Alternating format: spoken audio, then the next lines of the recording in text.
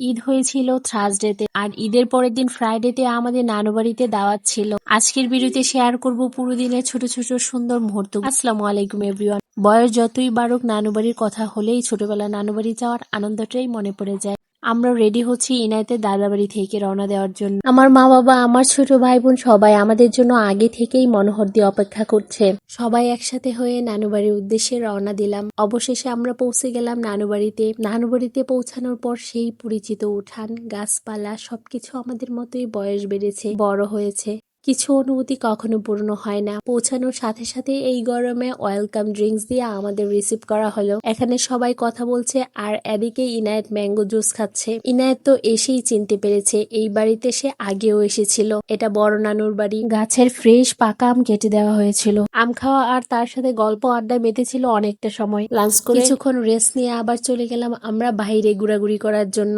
আমরা কাজিনরা মিলে বেশ কিছু ভিডিও পিকচার্স নেই। একসাথে হলে সময় কিভাবে চলে যায় বুঝতেই পারা যায় না। এদিকে তাদের ভাই বোনকে পিক তুলে দিচ্ছে ইএইচপিএল। ইনায়েত আর ইনায়েতের মাম্মাম নিজেদের মতো খেলা করছে আর আমি আপনাদের সাথে শেয়ার করার জন্য ভিডিও নিচ্ছি। গ্রামীণ পরিবেশ দেখলে ইনায়েতের মতো নিজে নিজেই খেলা করতে শুরু করে দেয়। অন্যদিকে সাজিম আমাদের জন্য ওয়েট করছে। কাঁঠাল পাড়া হবে আমাদেরকে দেওয়ার জন্য। আমার ছোট ভাই পিয়াল দেওয়া ফল নিয়ে এসেছে। আপনাদের অঞ্চলে এই ফলটা কি নামে পরিচিত কমেন্টে জানাবেন। এখানে বেশ কিছু সময় ঘুরাঘুরি আড্ডা গল্প করে কখন যে বিকেল হয়ে গেল বুঝতেই পারলাম না। শহরের ব্যস্ততা, চার দেয়ালে বন্দি জীবন ছেড়ে গ্রামের খোলা আকাশ, সবুজ গাছপালা আর মুক্ত পরিবেশ পেয়ে ইনায়েত নিজের মতো করে খেলছে, দৌড়াচ্ছে, ছোট ছোট আনন্দগুলো এনজয় করছে। এই ছোট ছোট মেমোরিজ একদিন তার সুন্দর চাইল্ডহুড মেমোরিজ হয়ে থাকবে। বিকেলে সবাইকে মিষ্টি দেওয়া হলো আর এই মিষ্টি পেয়ে আমাদের মিষ্টি মেয়েটা ভীষণ খুশি। মিষ্টি হাতে নিয়ে মেয়েটা ললিপপ বানিয়ে নিজের মতো করে দুষ্টুমি করছে।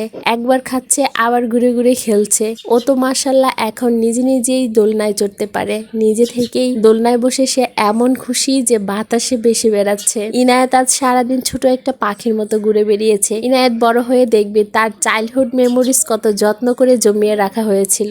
আজ এ পর্যন্তই। আবার দেখা হবে অন্য কোনো ভিডিওতে। আল্লাহ হাফেজ।